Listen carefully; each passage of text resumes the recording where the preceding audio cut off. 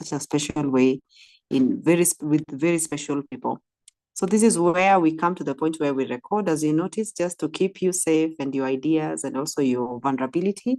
We don't record this first part when we are sharing our experiences and our stories. We just come and record this other part where we are recording the session itself. And so today we are looking at mentorship obstacles and remedies, and this is our session 4 of 7. And like I've said, 7 will be the retreat that we shall be having for you guys on a Saturday. I'm going to share all these details on the group so that you can get yourselves ready. And when you look at this picture that is here, it's just the vulnerability of a seedling. You know, the moment it's going through first of all, the nurturing part where it's a seed, and a seed means that it's a potential, just a seed with potential. That is all it has.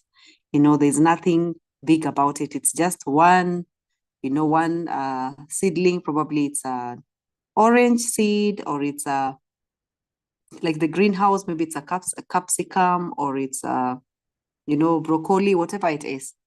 It's a seed. And the only thing it carries is potential. But then this seed also goes through a space where it's now, it's a seedling. In a way, it has sprouted, it has budded, but it's still in a very fragile and delicate stage. And I think, just in my opinion, analysis, having worked with people in different age groups in terms of my outreach, of course, the minimum age that I work with is 9, around 8, 9. Those are the youngest I work with. But I had the privilege of mentoring people who are even 60 something. I think the oldest I have mentored was 67, 2 years ago. And of course, even in our program, we always have people who are in their 60s, 50s, that age range. And it's just thinking about the most fragile stage of anybody's lives in terms of even that 60-something-year-old, the place where they were most vulnerable, the place where they were most wounded, and sometimes they are still stuck in their adulthood, is actually teenagehood.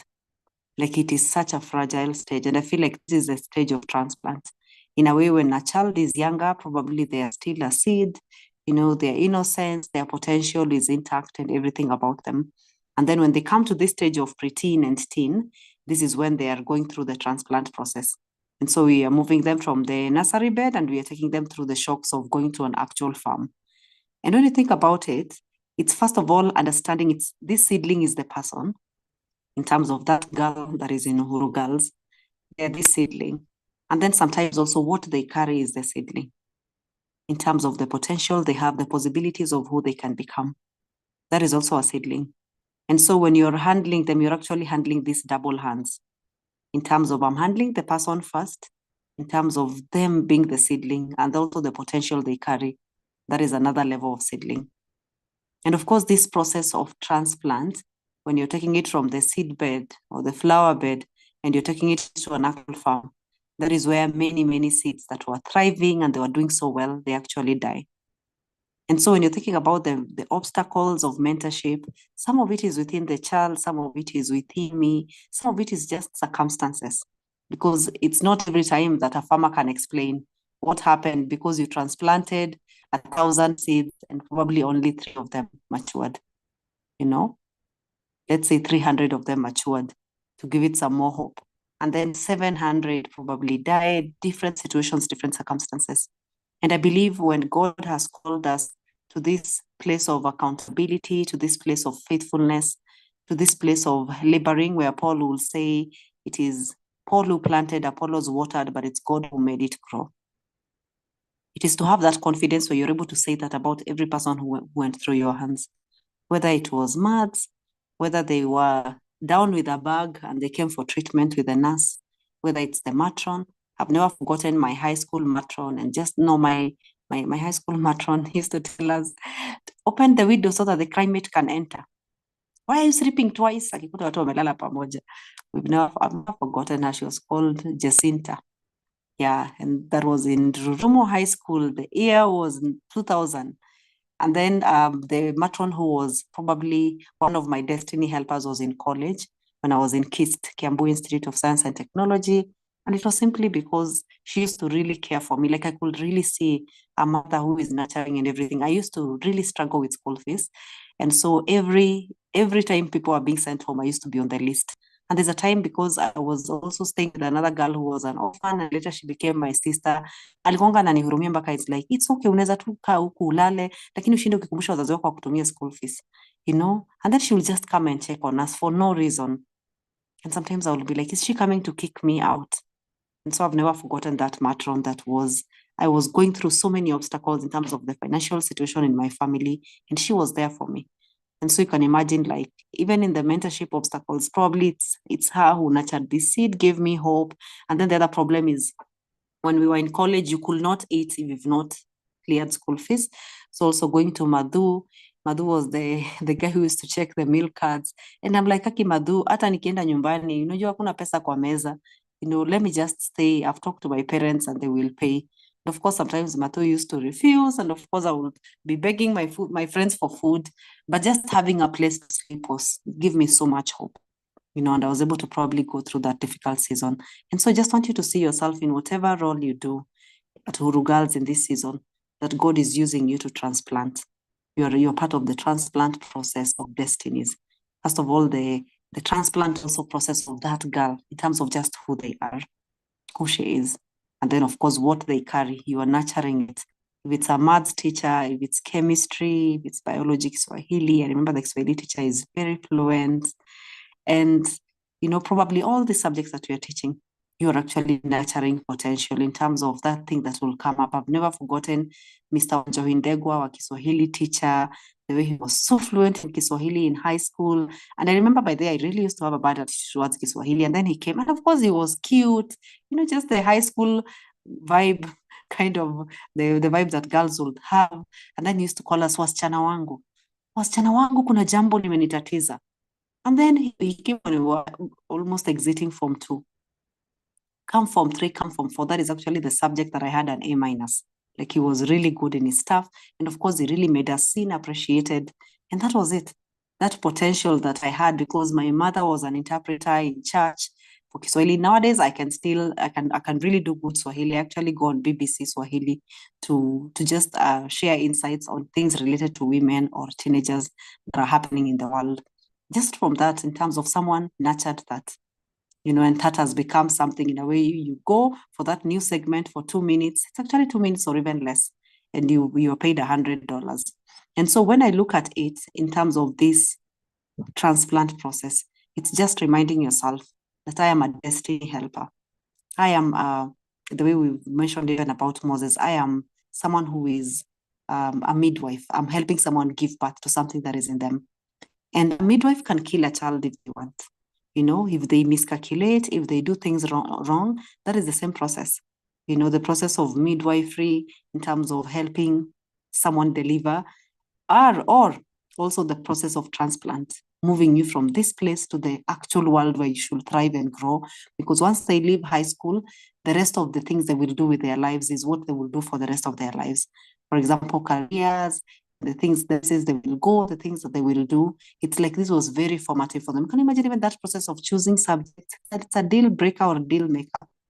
In a way, that child's life is being formed in terms of the options of what they can become when they're in Form 3 and they're choosing subjects at the end of Form 2. It's still part of shaping their destiny in terms of, if you never take physics, you will never become an engineer.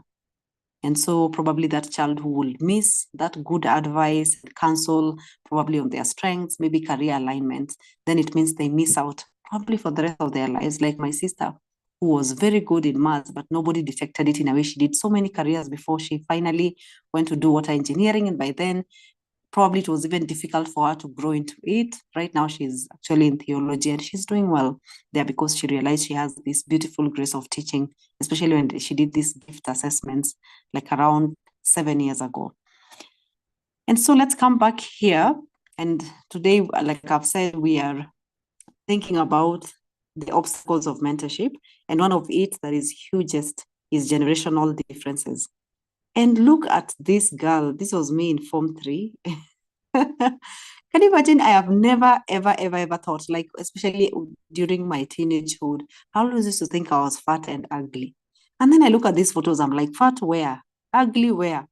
And you remember, like, during those times, this is my dad. And then you can see the holy distance between us. Yeah, like my dad was actually my favorite parent in terms of just the biases we had in my teenagehood. But at the same time, I also used to be scared of him. He used to be very strict. And then this is called Mama Wamboi. She's a mama from the village where my grandparents come from. And then this other one, I don't know her. I don't understand how a dad will come with two women who are not my mother to visit me, like just randomly. Alafu nakuja nasema, hebu ongelesha huyu. Of course, they'll start lecturing me. I'm like, who are you even? I don't even feel you. I can't even hear what you're saying. Talk to the hand, So probably here, I'm just reflecting the attitude I had on that day in terms of mumetoka wapi na mnataka nini. And my dad used to come like this for visiting day. But I was like, these mamas cannot even bring me a sweet or even a loaf of bread. Yeah, so that was my thought process, my shallow mind as a Form 3 student. Now, I just landed in Form 3. It was in 1990. I thought I was in Form 2. Yep, 99, I was in Form 3. And of course, when I look at this picture, you can just see that generational gap because these are probably my dad's age mates. Yeah, by then Mama Boy passed away. The Lord rest her soul in peace. And then, of course, this other mama, honestly, I've been trying to figure out who she was from that day. These are how many years later, I've still not figured out how she was in the picture. I don't know that she was Mama Boy's friend. And then, of course, my dad. But it's just looking at the generational differences in terms of what was different between me and probably my dad and his generation and my teachers and everybody that was around my context as this 15-year-old. Yeah, I was 15 when I was in Form 3. And then, of course, there's also that other aspect of right now, when you think about yourself, if this is a student in your school, a 15-year-old, probably they will be in Form 1 or Form 2.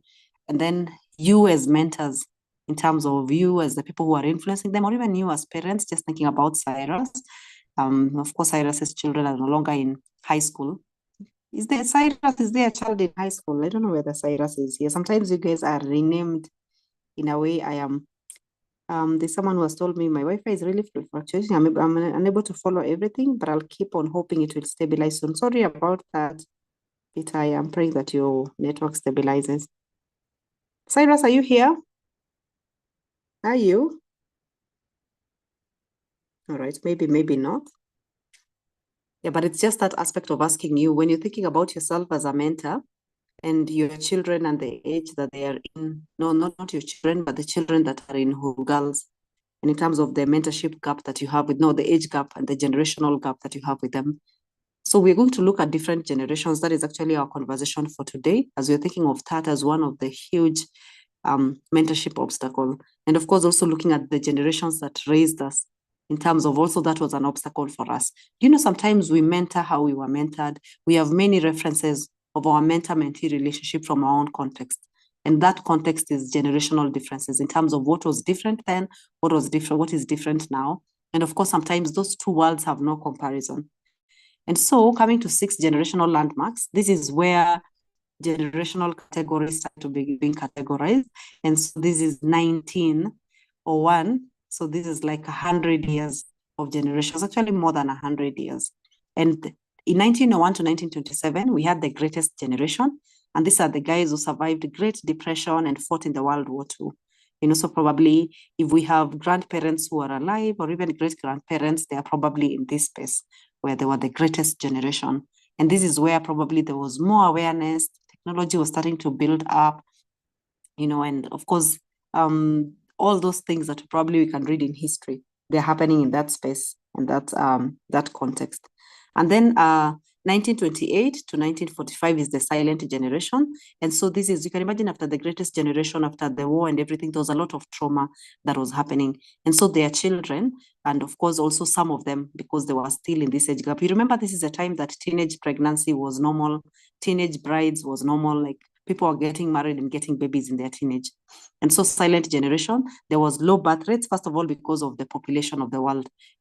There was, in the silent generation, there was low birth rates in the 1920s and 1930s. And of course, they were raised as kids to be seen and not heard because their parents were still, recovering from the devastation and everything that had just happened during their time. And so this silent generation was just silent. They were quiet, they were low key, there was not so much happening. And then baby boomers showed up. And this is post-World War II. And these babies, boom, boom, boom, boom, boom, boom. The population, world population of 76 million all of a sudden. And what happened with baby boomers is just the fact that, there were so many babies who were born around this time.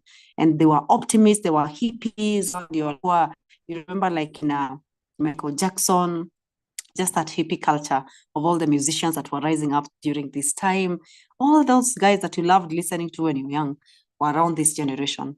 And then, of course, baby boomers also, they're still the ones who probably earn most of the assets in the world, in terms of the expansiveness, in terms of probably owning acreages and all these things, like Kina Mishuki and all those guys. Like they own Kina Jenga Karume, like those are rich people who own parcels of, like they own lands and estates and everything. In a way, these are the ones who still have generational wealth because they amassed it probably when there was more opportunity. And of course, they're still the ones who own many things, and especially many big things in the world. And then Gen X came in. These were the corporates and the CEOs. Right now, these are the CEOs and the COOs. Like they're the ones who are directors. They're running the world in terms of, they're just calling shots. And Gen X they were also called the forgotten generation. They had highest rate of divorced parents of any generation. And of course, they are also very big on work-life balance, So these ones are probably the ones who are more self-aware, walikuwa wamesoma, and so they're making decisions that favor them. The work-life balance is something they struggled with. Like before that, you remember like baby boomer silent generation, probably even moms were not working. And of course, hawa walikuwa wanabembelezewa mpaka kazi. I remember even my dad was a surveyor, na ni wale wa kutafutiwa kazi. Like you just come from school and you have a job. Baby boomers are that privilege in life, but the Gen X, they've really dug their way up. They're probably very educated, and all that. And then millennials, probably this is where many of us also range in, including myself, the 1980 to the 1995 babies. And these are millennials. So they are tech savvy, social media. They lived in recession when the economy is starting to dip, dip, dip, dip, dip. We are up to the neck on debts. They're actually saying millennials are debtors. In a way, they make a lot of money, but they spend a lot of money. They don't have much to show for their efforts because their overheads are as high as their income.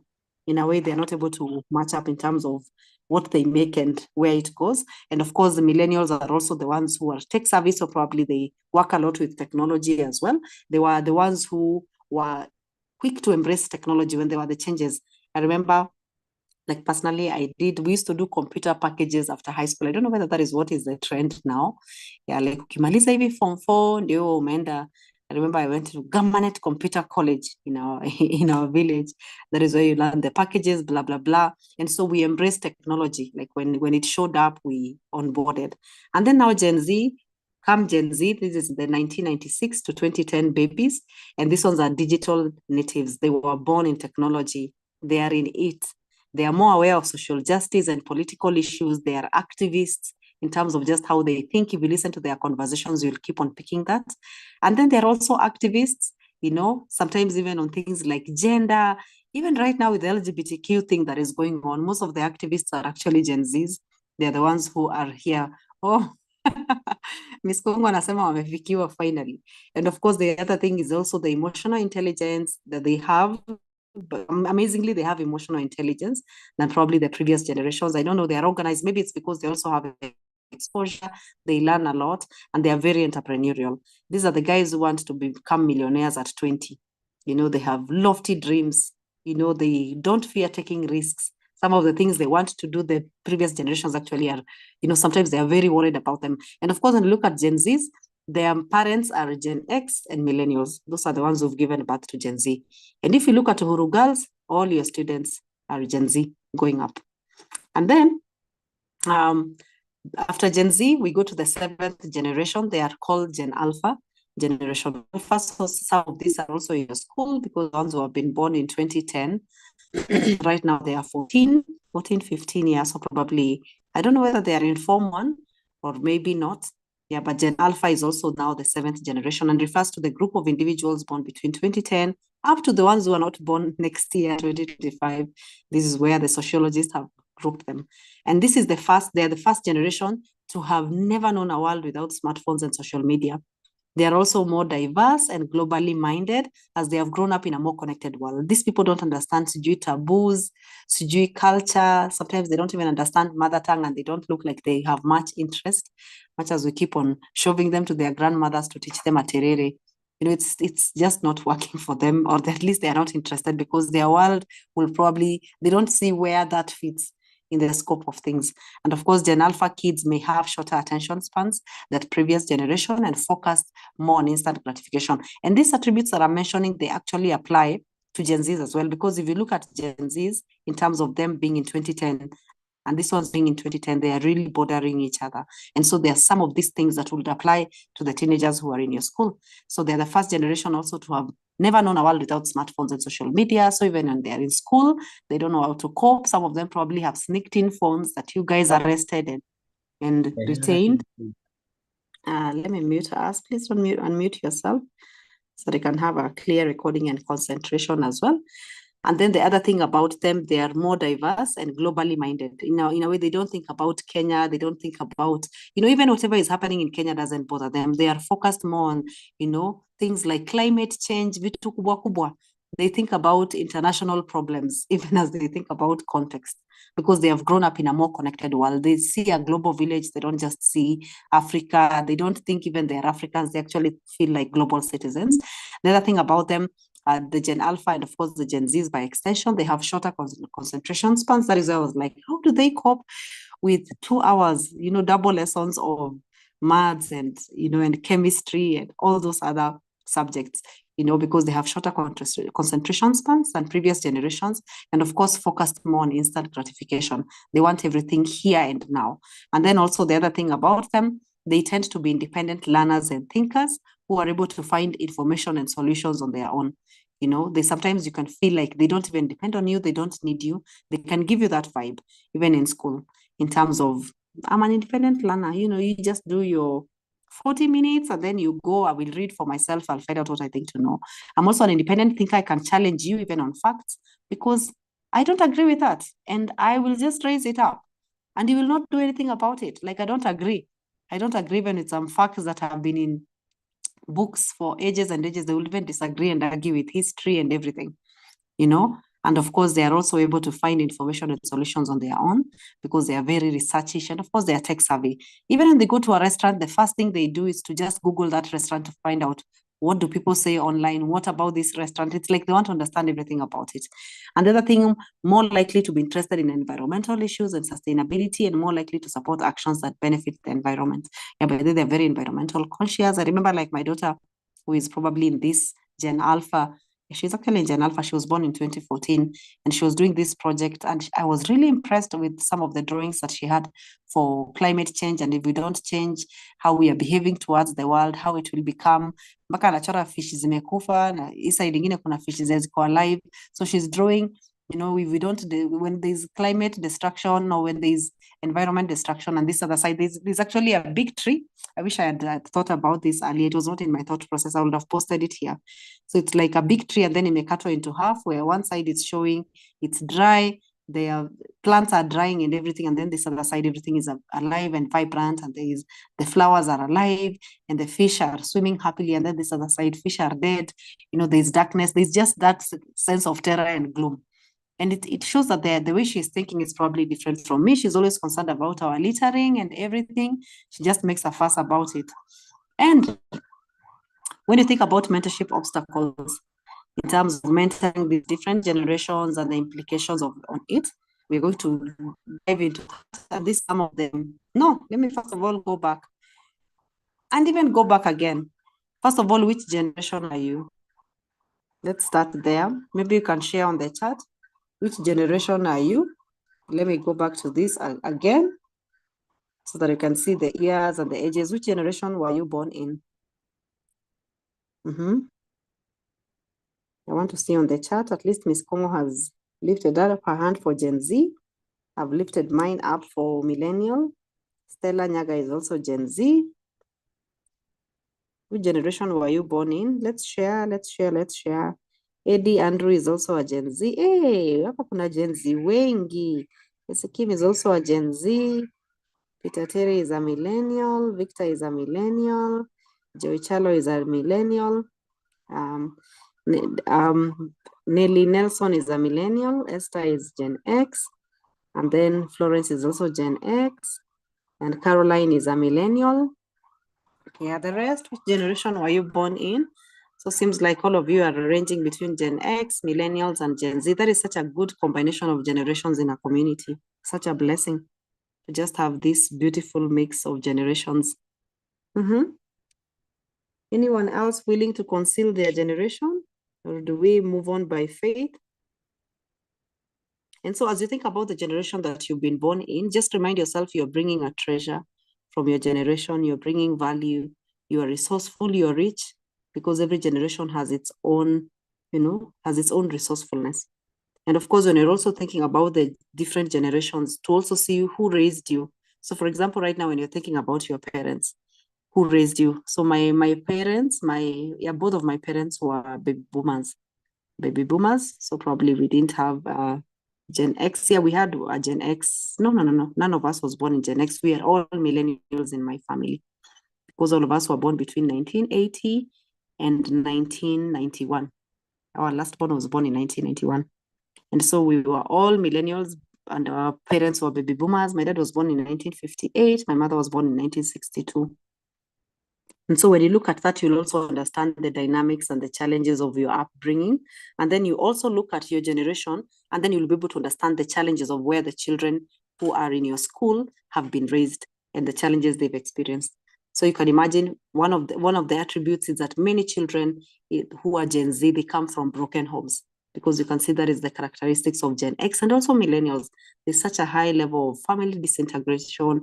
There's a lot of blended family situations, a lot of single parenting, a lot of divorce, a lot of violence in marriage. It used to be there in the silent generation and baby boomers, but it was subtle. But nowadays, I mean, we are also vocal about our rights and our preference and everything. Yeah, I can see also another one with a number is Gen X. And so when you think about this, it will just help you understand the context, or even sometimes why we keep on missing each other along the way when we are mentoring, especially when you think about the girls that are in your school, because those are the context of our conversation today. And so when it comes to mentorship obstacles, what do you think has been the obstacles of you mentoring well, or probably what has been challenging for you as a mentor? What are some of the obstacles you've experienced as a mentor, mentoring girls? Mentoring even other people. I know many of us, like we shared, beyond probably the school life, we have another life where we probably mentor actively. Maybe you're in other leadership positions. What are some of the obstacles of mentorship or mentoring? Feel free to unmute and share, or maybe you can also share on the chat. What are some of the mentorship obstacles we've come across in our journeys as mentors?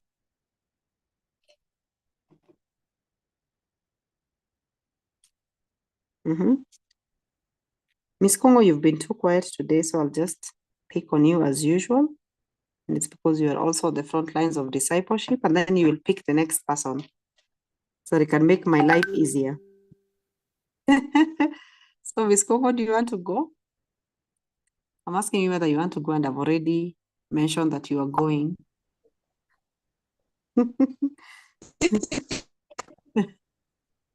Yeah, there you are.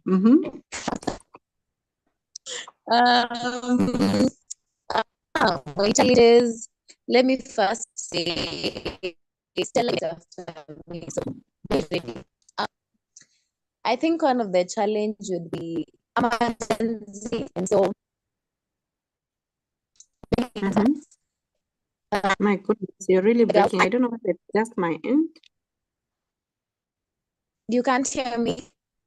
I can hear you on and off.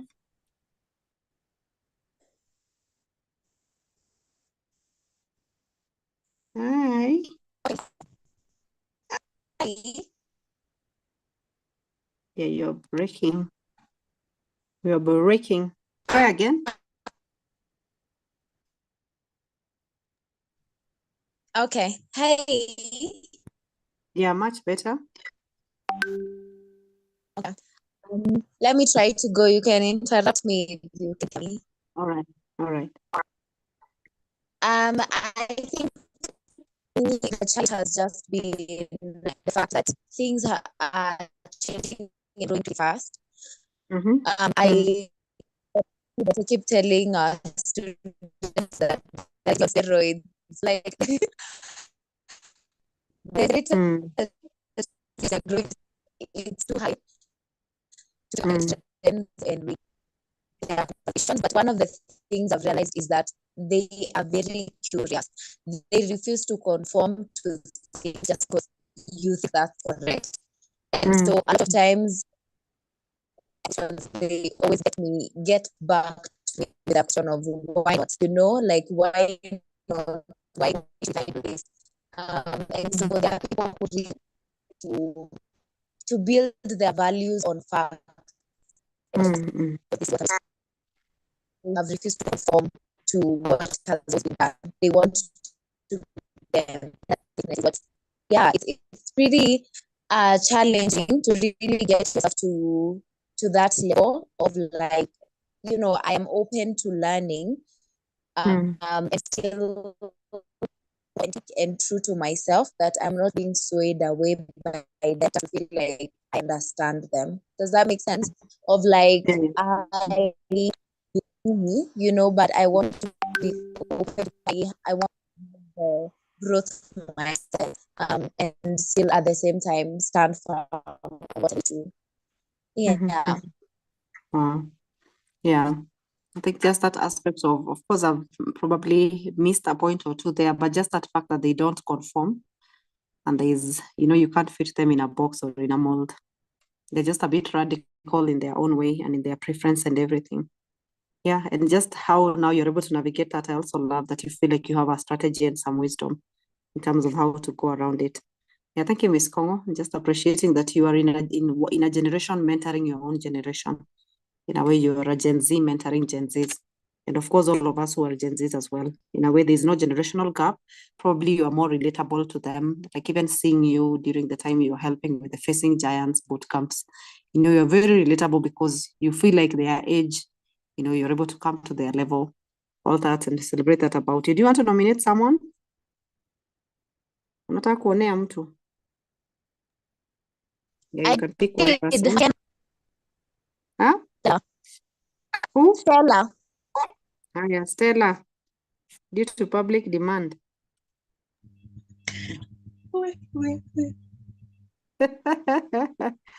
Uh-huh. Yes, Joanne.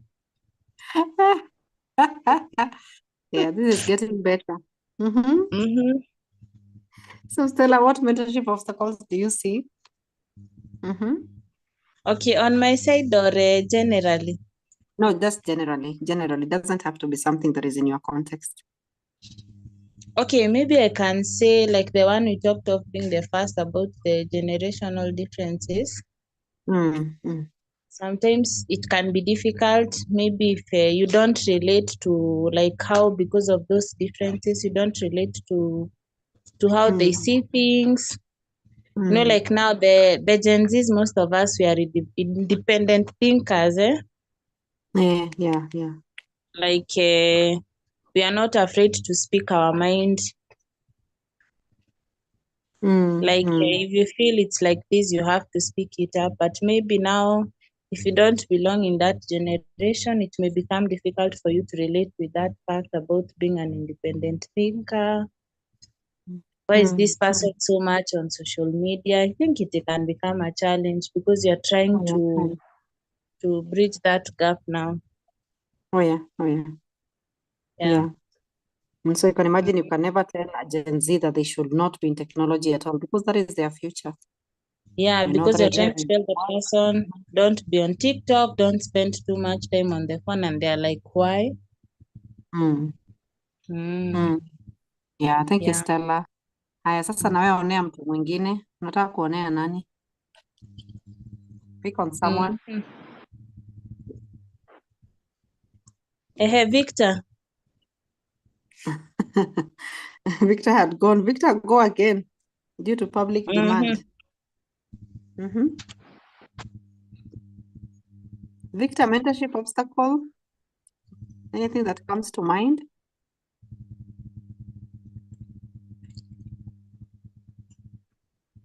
Hi, Victor.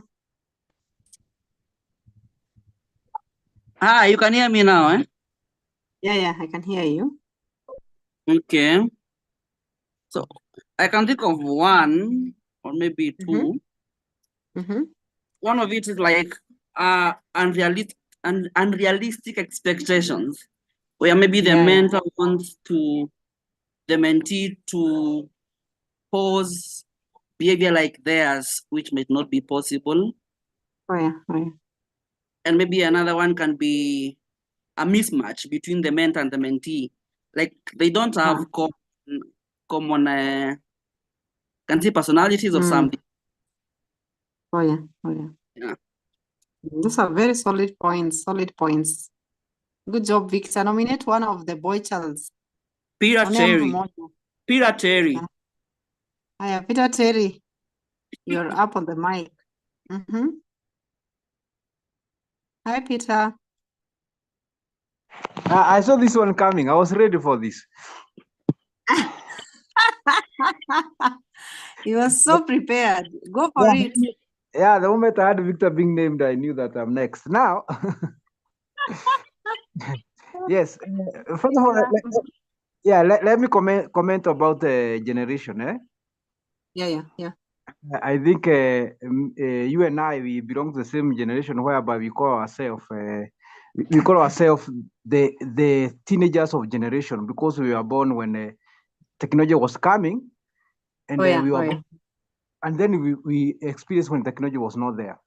So I think for me, on that hand, I normally find myself able to connect with the both generation because of being in that gap. And even though I had Stera kind of bragging that the Gen Z, the way they are bold to speak, they are bold to speak. Yeah, we are both, and I think for me, I normally understand when somebody who are mentoring of a different generation say that I can't do this. Why are you doing this? They ask questions. I got in trouble so many times because of asking questions, asking why. Why are you doing this? Why is this one necessary? What's the objective? And I have been mentored by people from Gen X, and those people they are really difficult because you ask them what they are saying, they don't have. They just say because I said so, you have to do this. So I've been mentored by my brother who is from that generation, and it's bring a lot of difficult things because for that generation they think that a question is being rude. That's the biggest hurdle that you can be able that I have met in mentorship, where being mentored by somebody from Gen X. Yes, and then that not understanding that having a phone is not waste of time, being in social media and embracing technology is not waste of time. Some even tell you that you will die because of some diseases that it's due phones, electronic cause cancer and all kind of things. And I think that's where the disconnect. Mentored by people from Gen X, I have had a problem there. Especially asking questions and always saying, what I'm saying is not the truth. If I look it up, that's not what I'm going to say. Then they say, see, the problem with you people is depending on the media and the internet. This one is. So that's what I have found in this area of mentorship. Wow. Yeah. Thank you, Peter. And there's a lot of violence going on. The Gen Z wamekukuta pale kwa DM. Peter, are you trying to say you're young?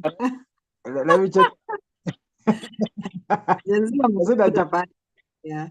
And Joanne also is saying Gen X are dictators, honestly. I agree. I think all the previous generations, but they are very rigid. I think millennials ndio walikuja wakiwa liberal kiasi.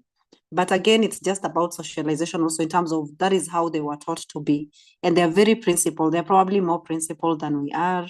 They were probably, in terms of their values driven, they were also thinking more communally than individually, because millennials and Gen Z, they just think about themselves and what they want. They are very liberal in their culture.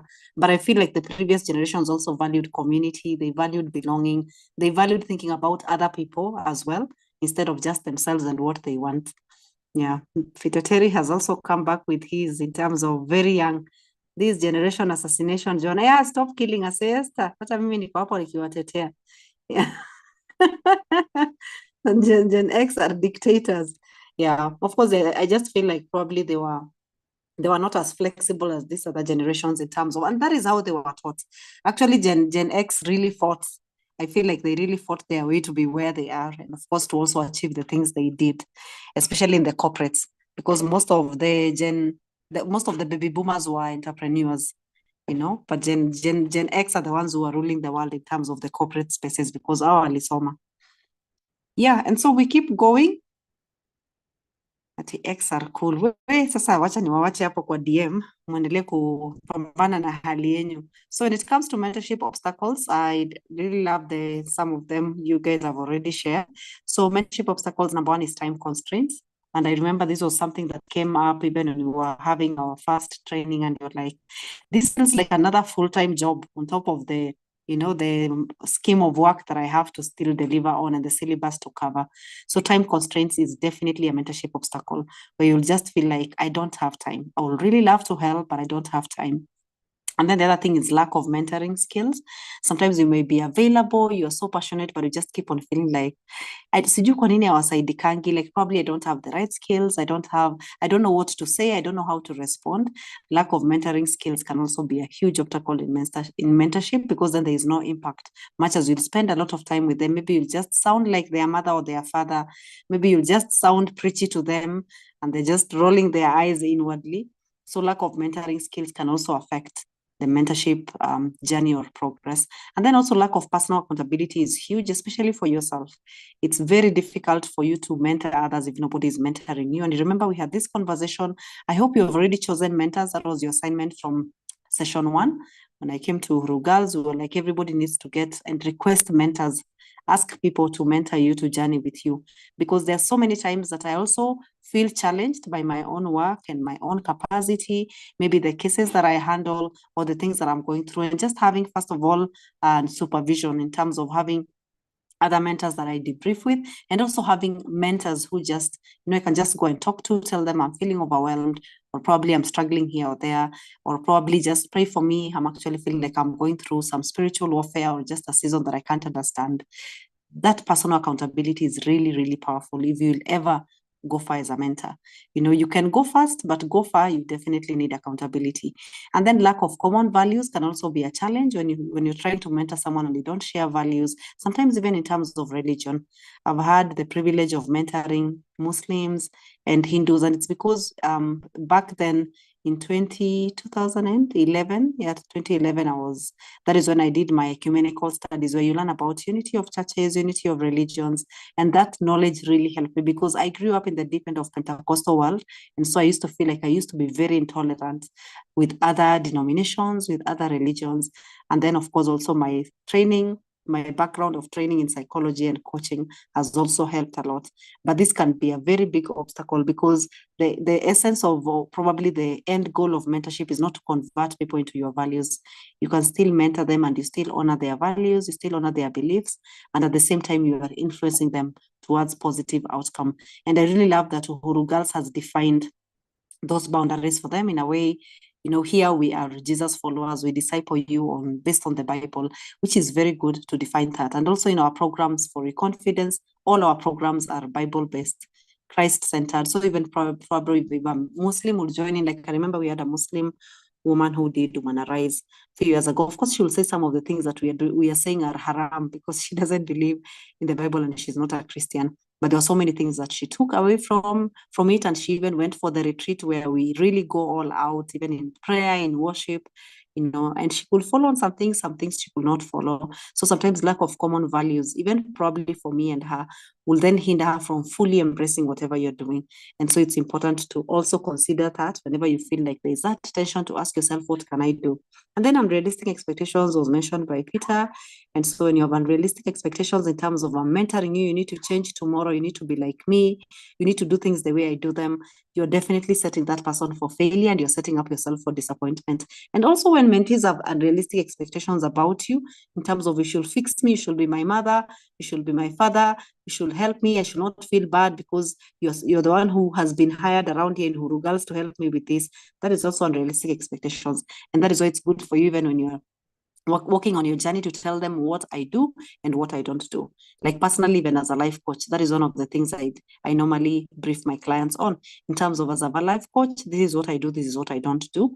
Also, even when I'm probably taking in children, and of course their mothers are there, they're like, hey, huyu by the way, nataka apate, nataka asome. I'm like, I don't change your child's grades. We just work on them through their obstacles, and then we believe that the grades, they will be able to do their best and just reach out and do, get to their best potential as we work on these other things. But we don't promise, we don't promise, that your child will start obeying you involuntarily, because sometimes you may actually be the obstacle and you're the reason why they're not changing, so unrealistic expectations in terms of, I bring them for this counseling session or this coaching session, they must change. Things must look sunny for them all of a sudden. Sometimes it's a journey. And then the other thing is ineffective mentoring pairs. Like when you do ineffective mentor pairing, you remember the way we were saying, if you're mismatched in terms of personality, you're mismatched in terms of your different abilities, you are mismatched. For example, if your mentorship style also doesn't match with your mentee, maybe it's an opposite. Probably they come to you, they need challenging, you're just there motivating them and psyching them up and cheerleading them. Then that ineffective mentor pairing can also affect the outcome of mentorship. And then the other mentorship obstacle is mentee's lack of commitment. Sometimes you can do your best, just the way we used to be told, unaweza peleka ng'ombe mtoni lakini hauwezi force kunywa maji, and so sometimes you will do your best and it will still be nothing. That person will still probably never improve, they will never change, they might still drop out of school, they might still continue in their deviant behaviors.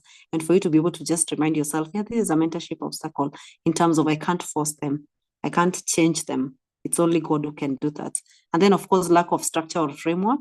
When you don't have a clear, you remember like when I came to your school, we were discussing the referral network in terms of this is how we should work this out.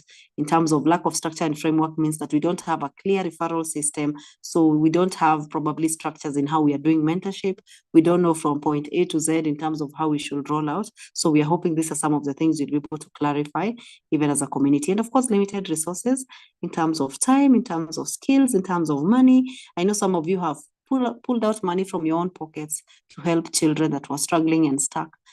Some of you have probably been paid school fees, even if not in Uhuru Girls. Like there are many people you've bailed out because they were totally stuck and they just felt obligated to help. But that also becomes a mentorship obstacle because there's so much you can do for so many people. So all these are mentorship obstacles. And of course, these are the ones I've probably encountered in my own journey as a mentor. And of course, probably encountered it also through the other mentors in terms of what they've shared. But I know there's so much more. This list can grow and probably triple, and even, 100 reasons and 100 places where there's mentorship obstacle. And Miss Joan is also saying our mentees expect you to be perfect and have it all together. They don't believe that you struggle, and that is why they assume you don't understand them. Yeah, by the way, that is very profound. That can be a huge mentorship obstacle. Where they come to you, you must have all the answers. You should never have a bad day. You can't break down. You can't be sad. You can't be unhappy because you are my mentor. And so when they're going through those moments, they're like, you don't understand me. You don't know how it feels like to be on this end. Can you imagine if Joan is on who is sharing that and she's still a Gen Z? How much more the rest of us would they feel like you are from a previous, you're from another generation, You're probably not even my mother. You're probably my grandmother or my older aunties' ages or uncles, So sometimes that blockage in terms of the assumptions they have about us can really hinder mentorship. And how do we come to that? One of the things that I told you, sharing your story is the most powerful way of overcoming these mentorship obstacles, because it's important for them to see that one day you are a child, one day you are a teenager, one day you are. Paint those pictures for them, even if it doesn't make sense right now. So for example, these photos that I took, but they don't have many photos from my teenagehood. I lost my album when I was in college. And so these are the ones I showed you, and this one probably these are like 50% of my photos from my youngling years. And I will encourage you, by the take photos of your childhood if you have, and just save them up, back them up on Google Drive. Even the photos of just your memories, and that sometimes these are the things we will hand that down to our generation. My children get very amused when they see that photo of me when I was 1.5 years old. And you see, you become relatable because how I am right now is not relatable, especially when I tell them I'm almost 40. They're like, what? You are so old. You know, what do you know about being a Gen Z and being this young? You know, and so it's important for you to be able to be relatable, and one of the ways is to bring context into it. Why should we fight for the next generation? Even as we start landing this conversation, why should we fight? Why should we bother the next generation? Number one, the future of work. We can see how AI is advancing so fast. So many things are changing, you know, and just going into the Internet of Things. I remember this. Is it no? Is it a Samsung fridge? Yeah, the one that can do reorder levels for you in terms of maziwa imeisha imebaki nusu liter, and then it reorders, and then it's connected to a smart card in a way it can shop automatically, and then of course the delivery process is also automated in terms of everything can just find you at your doorstep. And that fridge is so intelligent to know all the refills that you need for the different things you use. And so it's like a place where you'll feed in all the things you normally use. Kama ni unga ugali, kama ni nini, kama ni nini. And then of course, every time ukitoa, it goes deducting the levels, and just eventually it does the whole reorder thing for you. In a way, you don't need to go to your fridge anymore and look at nini imeisha, ndio tuongeze. And when you're thinking about our children living in the future of work, and of course, where they will be working, and of course, the generation we are mentoring right now will be the parents of those who will be totally automated. In California, there's actually the automated cars where they use the vision driving. And so there's someone who was filming themselves, like they were just doing a vlog of themselves in that car where you go in, it's an Uber, it doesn't have a driver, it just uses vision to drive, and of course it navigates using Google Maps. So you just tell it where you're going, and then it will set the destination, and then it will take you there.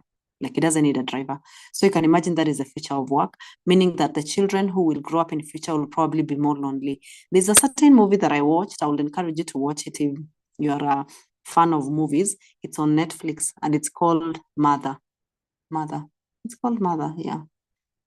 Well, I think I'll have to pull it out somewhere. Joanne, please remind me, or maybe Joanne is Gen Z. Ataitafuta tu saizi na tutumie kwa group. It's called Mother. I think it's called Mother, and it's a robot raising a child. And so what happens in that context? They're showing many years in future when there will be no human beings in the world. Of course, they are destroyed, number one, or probably just eliminated.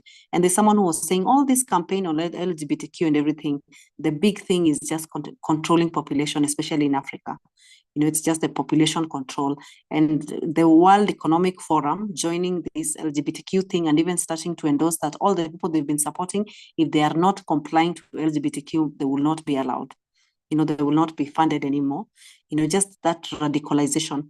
And they were saying that 30% of Americans, and especially the Gen Zs, they're actually already identifying themselves as LGBTQIA, and that is why for them they are going that way, and that is how they will work with all their partners. So if you're not endorsing it and you're not supporting it, you no longer get funding from them. And so, of course, when you look at it, and looking at the future, so looking at that movie, it was actually showing how there were so many frozen embryos. And so whenever this mother, the robot mother, wanted to make babies, she would just go and take it. And then, of course, she has this incubator in terms of a womb, an artificial womb. She'll put children there. So she had gotten this girl. And then, of course, this girl grew up. And then when this girl grew up and she was a teenager, that is when she discovered that mother has been incubating many babies, but when they don't turn out perfect, she will actually kill them. She will put them in a furnace, they will die, so long as they have any flaws or imperfections. And so of course, it was a bit of honestly, it's just a creepy movie looking at how, like in terms of all the things that a mother does, apart from the human touch, like that robot could sing and lullaby for the baby, warm the bottles, do everything. And of course, they were living in this dome by themselves until a human being, came knocking on a distress call. So mother used to switch off herself at night for charging. So I think this girl opened for that human being. She was a woman. And then, of course, that woman told her about the way mother is dangerous, blah, blah, blah, blah. I think there were a lot of robots conflicts going on out there in the world. And so let me not preempt the gist of the movie, but of course you look at it. Oh, Nelly Nelson is saying she's watched it. Yeah, he's watched it. Yeah, so Nelly Nelson, maybe you can post that link and then guys can just look it up. I think sometimes I usually watch these movies to just get context in terms of what will be different in future. And when you think about the future of work, things like emotional intelligence will be key. I'm so glad to probably we are saying that the Gen Zs, many of them have this aspect of emotional intelligence, but of course they're also really struggling emotionally with the emotional overwhelms. And of course there's also social intelligence in terms of being able to relate with others. These ones, Gen Zs, are scoring very low on it and Gen Alpha. And it's because they don't feel the need for others, especially when gadgets are available. And so they would probably feel like they don't need anyone apart from we are gaming, we are doing stuff together, we are watching together. That is when we need each other. So sometimes they're usually very socially awkward when they're in places that they cannot be on their phone and they have to connect with people. Like it really takes a lot away from them. But the previous generations, we are very happy. And I love the way, let me just check. Sorry, I've forgotten the name. After Peter Terry, ilikuwa Peter Terry. Was it Peter Terry? Yeah, Peter Terry was nominated. Victor is the one who shared the ideas. And then Peter Terry came and said, millennials are actually enjoying both worlds, which is very true. We were taught good manners. We were taught how to, stay in your grandparents' place and be cooperative and hardworking for a whole month. And then we still came to technology and still got the hang of it.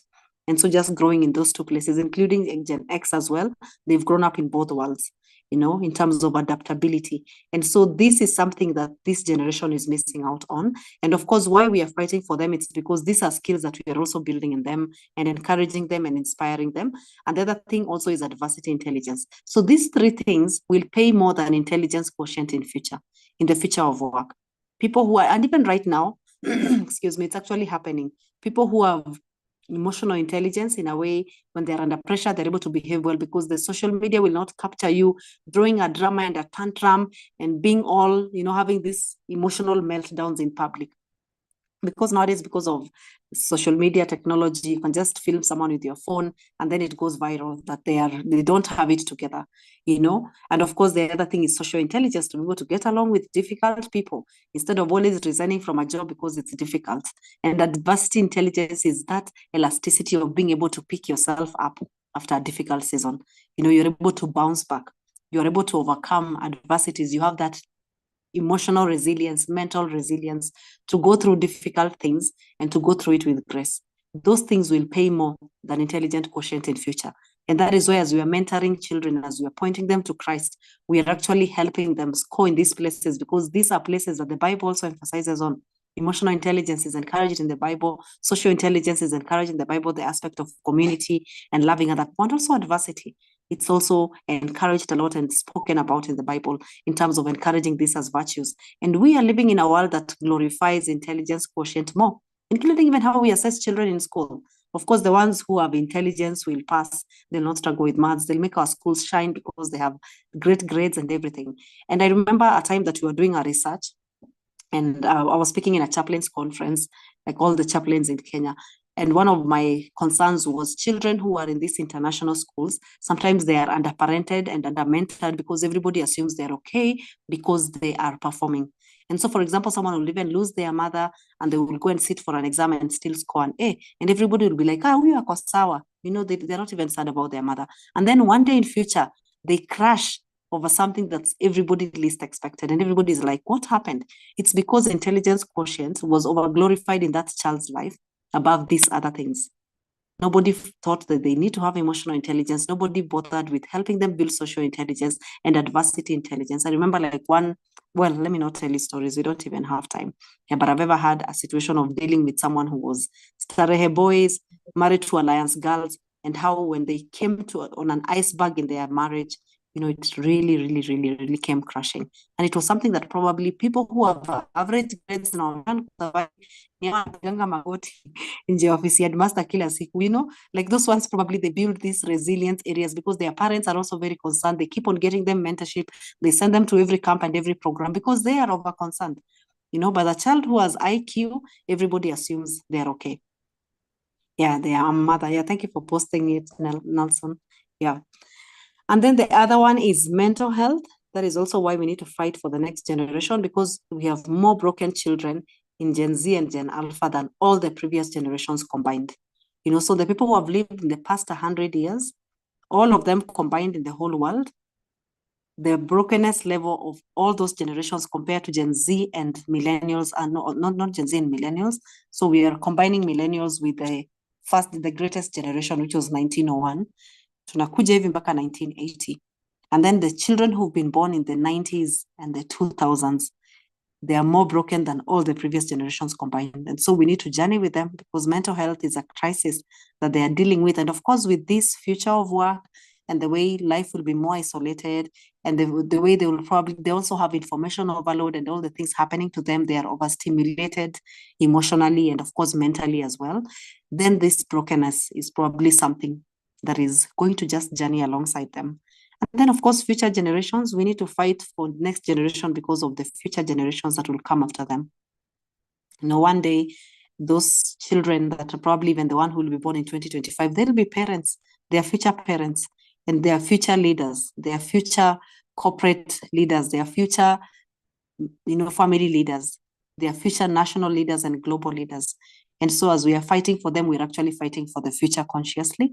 And that is why we cannot afford to give up, even as we're thinking about all these mentorship obstacles that we have. And what are the 3 hurdles for bold mentors? Number 1, introspection. And one of the things that I will encourage you is to keep on facing yourself like Jacob. You remember Jacob in the valley of Jabbok, where he's wrestling with the angels and it's like, I will not leave you until you bless me. And that is part of leading self-change. You need to keep on working on those areas where we are struggling, where we're feeling weak, where we've discovered probably we have our own personal struggles, our own traumas, things we're not healed from. I hope by now everybody has gotten a therapist. And one of the things I usually say, if you don't have any money to go for therapy and you don't know where to start, please go to CITAM. CITAM has free therapy. You'll just go there and ask for a therapist. The only thing that might happen, you may not see the same therapist every week because they will assign you whoever is available, but it really goes a long way. I remember a season in my life where we didn't have any money to go for therapy. That was in 2013. Yeah, 2013, during the crisis that I was going through. Going to CITAM was very helpful, and I will encourage you, go there, make time during your off day, or probably, even during holiday. Please work on yourself. Be desperate to be a self-improved project. Don't allow yourself to let grass grow under your feet. Keep moving. Push yourself. Just live in this life of introspection. Just say, I need to get over all these weaknesses that I've been struggling with. And when you look at Jacob, he was looking like he's making it. And outwardly, he was looking like he has it together. 2 wives, he was very rich. That day that when he went to the valley of Jabbok, it's because he looked at the patterns of his life. They were destructive. He was a con man. He had really conned his brother. He had, just living a lie. So many things about his life. And that day, the Bible says when he walked away with a limp, for once, that is the first time that Jacob even built a home. He was able to settle down. All this time, he was just like a nomad. His life had just this sense of temporariness. And it's because probably he was running away from the shadows of his life. And you can never be a mentor who is always running away, always on the run, always having to wear different masks because you don't like what you see in the mirror. Having double standards, having this internal conflict. When you go to bed and you're alone, those are the times you face yourself and you know that that the person that you are when you're in the office and you're in class and when you're in these other places where you're respected, you are not that person in private. Work to have something that in psychology we call congruence. Congruence means that you are the same person consistently, you feel the same feelings consistently. In a way, you're not a partitioned space. And I love the way David cries out to God and he says, unite my heart to fear you so that everything in my life is in one place. I don't want one day to be ashamed that I had a double life. I was a different person in the dark and a different person in the light. Just tell God to reconcile all parts of your life so that you are consistently showing up in the fullness of who you are. And that takes a lot of introspection and even getting help. Do not be ashamed to admit that you're not okay if you're not okay. Get help. And of course, that is part of leading self-change. You can never lead change for other people if you can't lead change for yourself. And that is how when God is saying is the God of Jacob, the God of Abraham, Isaac, and Jacob, it's because he had worked on those 3 men thoroughly. They had submitted themselves to him. And they became the fathers of generations. They are the patriarchs of faith. And then number 2, learn to ask the right question. That is also the aspect of a bold mentor. There's actually a book done by Oprah and that doctor, I've forgotten his name. And that book is What Happened to You? What happened to you? And even as you're thinking about the girls who are in your school, instead of asking yourself, what is wrong with them? Huyu nini nakuanga na shida? Nini nakuanga mbaya na yeye? Shida huyu inakuanga nini? Because that is what is wrong with them. But what if you moved on in compassion and you asked yourself, what happened to this girl? What happened to them? How did they end up being here? How did they end up becoming this that they are? And so when you ask the right questions, you'll get the right answers. And so I'll encourage you, just learn to approach it from a place of curiosity instead of judgment. What is wrong is judgment. What happened to you is curious. And of course, in this curiosity, if you're able to communicate it properly in terms of nini ilifanyikia huyu msichana, nini anapitia, nini alipitia, alilelewa aje, like what happened to them when they were growing up. Then it means that when you develop that heart of compassion and empathy, you'll be able to now get to the bottom of what is wrong in terms of what needs to be made right and how can God use me to perform that miracle. And then number 3, have a smart strategy. So facing giants on top issues our mentees are facing. We need to start having a smart strategy in terms of something specific and measurable and achievable and realistic and of course time bound for Uhuru girls. And that is what I'm hoping we will work on this week. We are now moving from personal work in terms of self-work, and then we are moving to group work now. And I'm sure Joanne, Catherine is not here today, but she had mentioned that you guys are already in groups. So probably we will do our assessment in those groups. So I will encourage you, and of course, Joanne, please help me follow up on this. We need to do teamwork, and I want you to come up with a list in terms of those small groups that you are in already, in terms of the issues you've been handling, the concerns you've been having in the discipleship groups. What are the top issues in our community? What top issues girls in our community are facing? What are those concerns just in those small groups? What are all the caseloads you've been handling probably for the past 5 years, for those of us who've been in Uhuru Girls for long? What are the issues that children are going through? And of course, how have we been handling it? Also, just give yourself a pat in the back, like this is what we've been doing to help the girls. So these are the issues they're facing, and this is what our interventions have been. This is how we've been handling it. And so work on this. Yeah, please make sure you send it to me as usual by Saturday, at least in the evening, or let's say Sunday.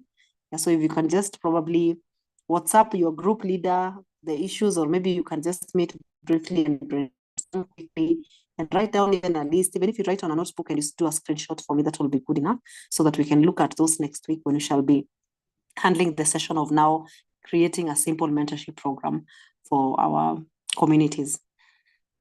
That is it for today. We are at the end of it. Thanks for your participation, for your patience, and for just being here. Yeah, really, really, really believing that God is doing something beautiful, even as we keep on meeting here every night. There's something that is happening. There's something that is shifting. There's something that is changing. It may not be dramatic, but God is working out something. And God is working out everything together for good, even for the future. And so I'm going to request Mr. Kenyajui, please pray for us as we check out of tonight's meeting and just share a blessing with us. Okay. Heavenly Father, we thank you for this evening. Thank you for being in this meeting. Thank you for Esther, we can't hear you. Hi, Esther. Hi, Esther. Hello. Hi. Yeah, we can't hear you. We can't hear you, sorry. Hello. You're fading out again.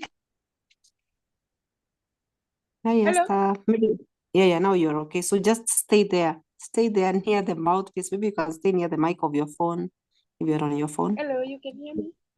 Yeah, now I can hear you. Okay. Let's pray. Mm. Father, in Jesus' name, we glorify your name this evening. Thank you for your presence. Thank you for your presence. We bless your holy name. Thank you for the time that we have today, for everything that we've learned. We pray, Father, that you help it feel it in our minds so that we can be able to use it to help our lives. We worship you and honor you this evening on behalf of everyone. I pray your holy name. Thank you. Bless our families. Bless each and every one of us. Until we meet next time, we honor you and glorify you in the name of our Lord Jesus Christ. Amen. Amen. Esther, we've only we thank God you prayed for us. I'm sure God has heard the prayers. We didn't hear much of it, yeah, but thank you for offering to pray for us. Yeah, we thank God for you. Yeah, so John is saying we will use the groups we had during our physical training. Unfortunately, I think Catherine had said there's groups that are, I think, are they class focused? Maybe John, you can unmute and advise on that. Like the ones that will focus on classes instead, because those ones were a bit random. I think we did 1, 2, 3, 4. So do you have groups that you normally do discipleship in your school? I was actually thinking that will be more ideal, so that it's in your natural rhythms instead of creating another tire. And so you can advise on that, Joan. Unless teachers have one that I have no idea about, but I don't know What? about discipleship or staff. All right, so what we do, let's do the assignment in this group so that we can move, especially the fact that Catherine is not here today.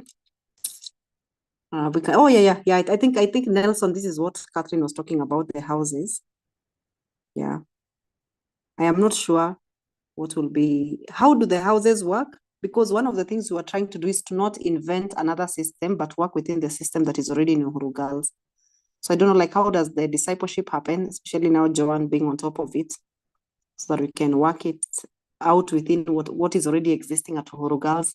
I think that is the first conversation we had on Catherine, because I'd said we need these groups. She said there's already some sense of groups that is already in your community.